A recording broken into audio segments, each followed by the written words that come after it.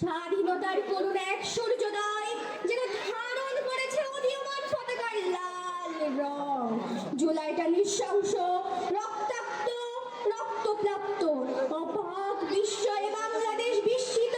এ যেন বাংলার বুকে বান্ন থেকে ৭১ ফিরে আসা চারিদিকে ঝাঁঝালো মিছিল।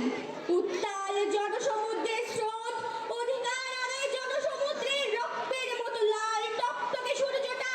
রক্ত মেখেছে লাল টকটকে, রক্ত মেখেছে জুলাইটা টকটকে।